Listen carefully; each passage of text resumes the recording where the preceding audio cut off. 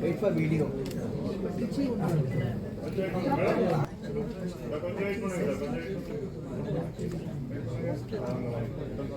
Over the top. Today we are here to celebrate the World Breast Reconstruction Day. I want to use this as a starting point for creating breast awareness in India. That is the reason for this particular event. And when we started thinking about this event, there was this thing about we should get a celebrity to attract the press and so on. And then it was decided that our guests are going to be our patients. And you can see how many of the press people have come because the patient power is there. And they do want to hear the truth from the patient's own mouth. And that's a very good idea that we chose to do that. I won't go through my introduction. I had a few things because many people may not know me. But now that that previous introduction has happened, now I'll skip through this. But now I'm going to go to a new role. I want to fashion myself as a breast reconstruction awareness creator. That's what I'm going to do the next year, and this is part of that process.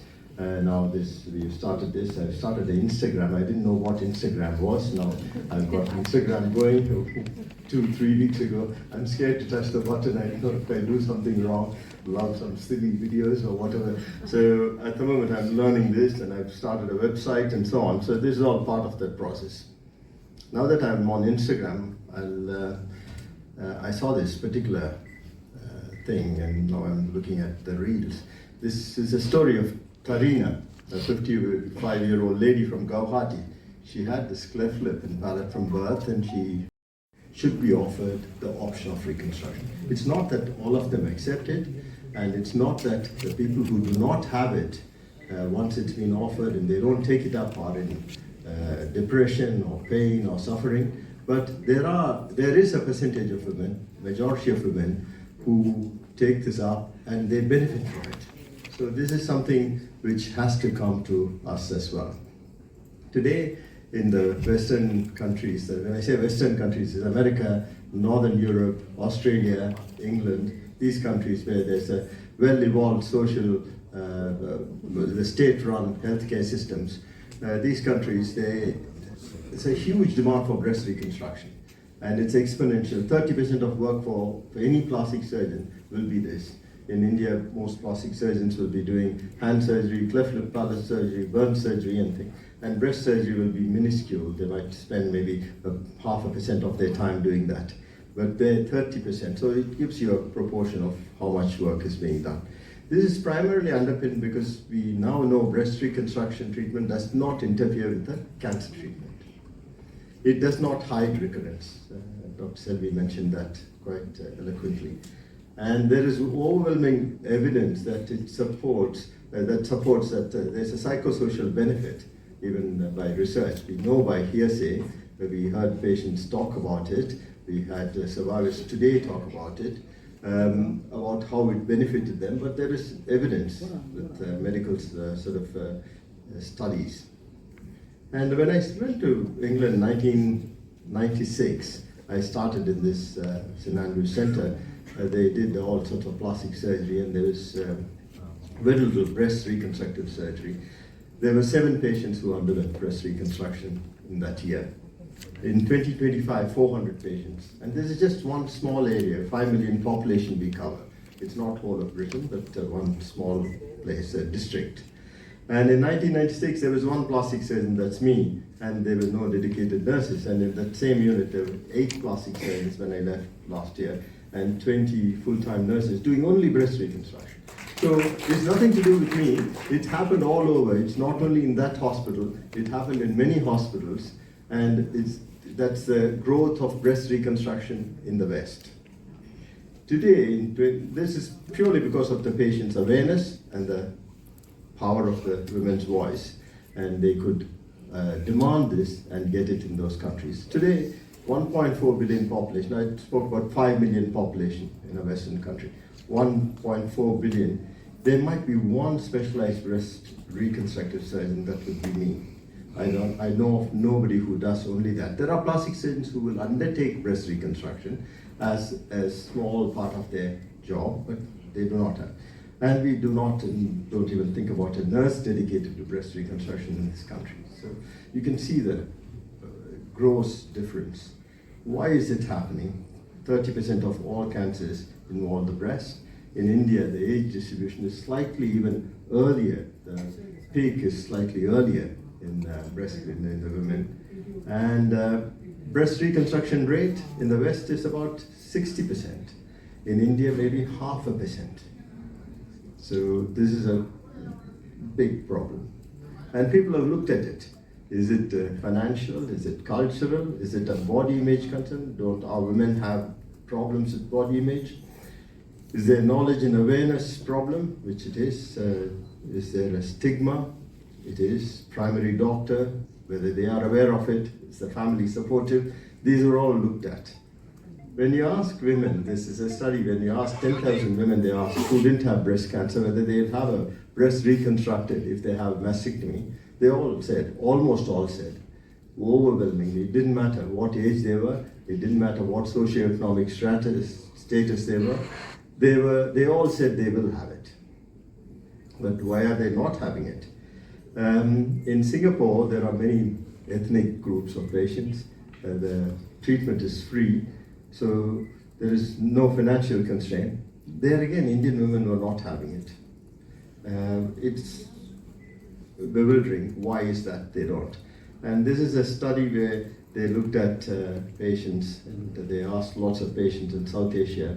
It was sponsored by a big institute, Galliano Institute, and they looked at huge number of patients. And some of the important things they spoke about, I couldn't bring myself to ask the doctor such a trivial, ordinary, cosmetic vanity question. Doctor doesn't really care. His focus is to get the cancer cured, and this kind of feeling. And there is also a thing, patients talking about the stigma of talking about breasts. We heard a few people say that, and I really commend the brave people who come here, stand there and talk about the breast in the Indian scenario. And it is very easy for, in the West, it's much more common today that the things have happened. We are over 30 years behind them in talking about breast and breast-related issues such as reconstruction. வணக்கம், என் பேர் doctor செல்வி ராதாகிருஷ்ணா. நான் வந்து breast surgeon, breast cancer specialist, மார்பக புற்றுநோய் அறுவை சிகிச்சை நிபுணர். Chennai breast சென்டர்னு ஒரு சென்டர் எம்ஆர்சி நகரில் நடத்திட்டுருக்கோம். இப்போ கொஞ்சம் அடிஷ்னல் பிரான்ச்சஸ் ஓப்பன் பண்ணியிருக்கோம். 2 decades-ஆக ஒரு 20 வருஷமாக சென்னையில் இது சம்மந்தமாக வேலை பண்ணிட்டுருக்கேன்.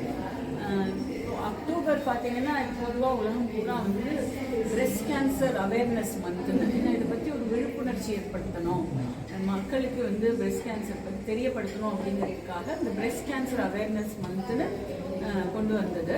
இந்த அக்டோபர் மாதம் முழுக்கவே அது பிங்க் கலர், பிங்க் ரிப்பன்லாம் வந்து ஒரு சிம்பிள் மாதிரி, ஒரு ஃப்ளாக் மாதிரி இந்த பிரெஸ்ட் கேன்சரை பற்றி பேசும்போதெல்லாம் இதெல்லாம் வந்து சொல்கிறோம்.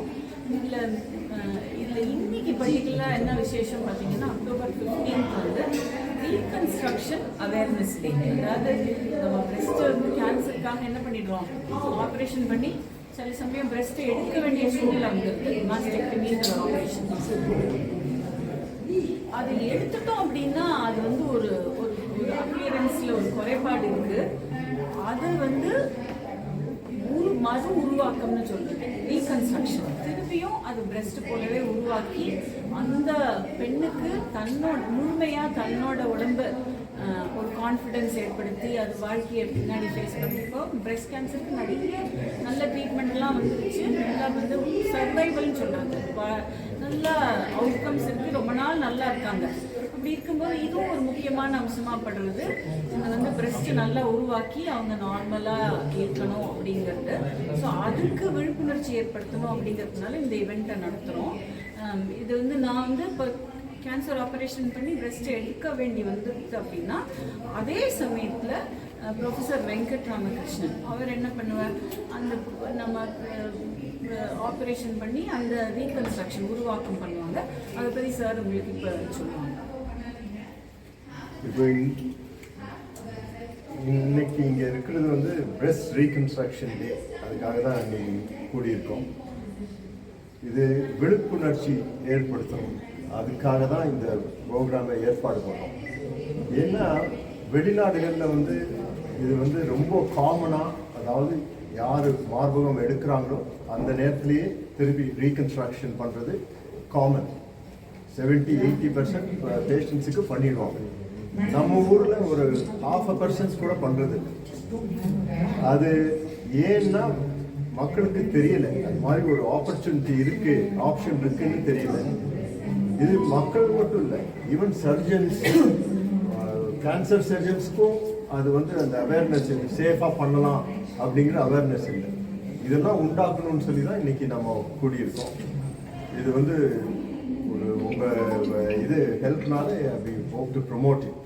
சார், உங்கள் பவர் பாயிண்டில் அது வந்து ஒரு டிஃபார்மிட்டின்னு எடுத்துக்கணும். அப்படி டிஃபார்மிட்டின்னு எடுத்தால் தான் வந்து இன்சூரன்ஸ்லாம் பே பண்ணுவாங்க, எல்லாம் பண்ணுவாங்க. இன்சூரன்ஸ் பே பண்ணுறதுக்கு அது ரொம்ப இம்பார்ட்டன்ட் பாயிண்ட்டு. ஒரு மார்பகம் எடுத்துட்டா அது வந்து திருப்பி உருவாக்குறது வந்து ஒரு காஸ்மெட்டிக் அப்படின்னு ஒரு தப்பான ஒரு அபிப்பிராயம் இருக்குது. அது வந்து ஏன்னா அது பிரெஸ்ட் யூஸ்வலாக காஸ்மெட்டிக் சர்ஜரி பண்ணுவாங்க, அது வந்து கன்ஃபியூஷன் பண்ணிடுறாங்க. பட் ஆனால் இது வந்து ஒரு டிஃபார்மிட்டி, அது ஒரு ஊனம் அப்படின்னு ஒரு ஒப்பீனியன் உண்டாக்கணும். ஏன்னா நம்ம பார்க்காததுனால அது வந்து ஒன்றும் ப்ராப்ளம் இல்லை லேடிக்குன்னு நம்ம நினைக்கக்கூடாது. அதுதான் நான் சொன்னேன். Can a woman have a child birth after reconstruction? They can have normal childbirth after many people of ours reconstruction அப்புறம் they go ahead pregnancy வந்து childrenum but of course breastfeeding பண்ண முடியாது. It is made of fat, it's not of breast tissue. சரி, எந்த ஸ்டேஜில் இருக்கும்போது இந்த reconstruction வந்து பண்ண முடியும்? அப் டு எந்த ஸ்டேஜில்? Stage 1, 2, 3 we can patient ஃபிட்டாக இருந்தால் பண்ணுவோம். ஆனால் மேக்ஸிமம் இந்த மார்பக புற்றுநோய் வரது 3-4ஆம் கட்டத்தில் தான் தெரிய வருது. அது வந்து இது எந்தளவு மறுசீரமைப்பு பண்ணுறது தடங்களாக இருக்கும். அந்த ஸ்டேஜ் 4ங்கிறப்போ அது மற்ற உறுப்புகளுக்கு பரவிடுச்சுன்னு அர்த்தம். அப்போ மற்ற உறுப்புகளுக்கு பரவிச்சுங்கிறப்போ அது ப்ரையாரிட்டியாக போயிடுது. என்ன இப்போ வந்து பிரெஸ்ட் வந்து அது உயிருக்கு அத்தியாவசியமான உறுப்பு இல்லை. ஆனால் கல்லீரலோ நுரையீரலோ இல்லை மூளையிலையோ பார்த்துச்சுன்னா அது உயிருக்கு ஆபத்தாக முடியாது. ஸோ இப்போ ஸ்டேஜ் 4ன்னு எதை சொல்கிறோம்னா பிரெஸ்ட்டை தாண்டி கல்லீரலோ நுரையீரலோ எலும்போ பிரெயினோ போகும்போது ஃபோக்கஸ் ஆஃப் ட்ரீட்மெண்ட் அங்கே போயிடுது நமக்கு. ஸோ அதனால அந்த ஸ்டேஜுக்கு சர்ஜரி பிரெஸ்ட் ரிமூவ் பண்ணுற சர்ஜரியே கொஞ்சம் யோசிச்சு பொறுமையாக தான் அது தேவையில்லை. நமக்கு வந்து ட்ரீட்மெண்ட் வந்து அந்த ஸ்ப்ரெட் அட்ரெஸ் பண்ணுறது. ஸ்டேஜ் 1, 2 and 3 என்ன அர்த்தம் அப்படின்னா மற்ற உறுப்புகளுக்கு பரவலை. ஸோ மற்ற உறுப்புகளுக்கு பரவும் போது பிரெஸ்ட்டை அட்ரெஸ் பண்ணி ட்ரீட் பண்ணும்போது அதை எடுத்துட்டோம் அப்படின்னா அப்போ ரீகன்ஸ்ட்ரக்ட் பண்ணுறது அவங்களுக்கு ஒரு குவாலிட்டி ஆஃப் லைஃப் நல்லா இருக்கும்.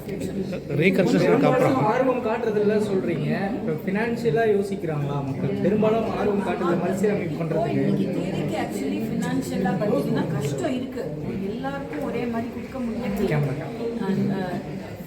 ஃபினான்ஷியல் கஷ்டம் இருக்குது, இல்லைன்னு. பட் இன்னைக்கு போய் பாருங்கள், ஒரு சாதாரண இவெண்ட்டுக்கு ஒரு பர்த்டே பார்ட்டி, ஒரு கல்யாணம், எவ்வளவோ செலவு பண்ணுறாங்க மக்கள் ஒரு நாள் இவெண்ட்டுக்கு. இது வாழ்நாள் பூரா அவங்க உடம்பு அவங்களோட ட்ராவல் பண்ணுறாங்க. ஸோ அந்த மாதிரி இஷ்யூவில் வந்து இதுக்கு வந்து ஒரு கொஞ்சம் எக்ஸ்ட்ரா செலவு பண்ணணும் வேண்டியதுக்கு டெஃபினட்டாக அது வந்து இப்போ இதுக்கான எக்யூப்மெண்ட் இதுக்கு கேட்ட டைம் இதெல்லாம் பார்த்தோன்னா எக்ஸ்பர்டீஸ் எல்லாம் பார்த்தோன்னா காஸ்ட் இருக்குது. பட் ஒரு நாள் இவெண்ட்டுக்கு நம்ம வந்து வாழ்க்கையில் கொடுக்கக்கூடிய இம்பார்ட்டன்ஸை வாழ்க்கை பூரா அந்த லேடி வந்து சார் சொன்ன மாதிரி வெளியில் தெரியறது வந்து எல்லாருக்கும் தெரியறது கரெக்ட் பண்ணணும்னு நினைக்கிறாங்க. உள்ளே இருக்கிறது அந்த மனவருக்கும் அவங்களுக்கு தானே தெரியும். இது வந்து ஒரு நாளைக்கு அன்னைக்கு சமாளிச்சுருவாங்க. இது இன்னைக்கு ஒரு நாளில் முடிகிற கதை இல்லை. சாதாரணமாக யாராவது ஒருத்தர் போகிறப்ப அப்படி போகிற போக்கில் பார்த்துட்டா கூட எங்கேயாவது நமக்கு இடிக்கும். இது நமக்கு இந்த ஆப்ரேஷன் ஆனதுனால தான் நம்ம இப்படி பார்க்குறாங்க.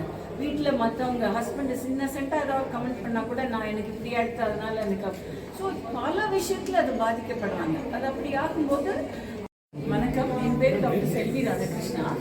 நான் வந்து பிரெஸ்ட் சர்ஜன், அதாவது பிரெஸ்ட் கேன்சர் ஸ்பெஷலிஸ்ட், மார்பக புற்றுநோய் அறுவை சிகிச்சை நிபுணர்.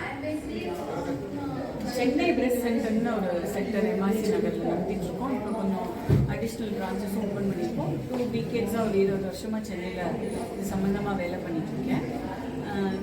அக்டோபர் பார்த்தீங்கன்னா பொதுவாக உலகம் பூரா வந்து பிரெஸ்ட் கேன்சர் அவேர்னஸ் மந்த்துன்னு, ஏன்னா இதை பற்றி ஒரு விழிப்புணர்ச்சி ஏற்படுத்தணும், மக்களுக்கு வந்து பிரெஸ்ட் கேன்சர் பற்றி தெரியப்படுத்தணும் அப்படிங்கிறதுக்காக இந்த பிரெஸ்ட் கேன்சர் அவேர்னஸ் மந்த்துன்னு கொண்டு வந்தது.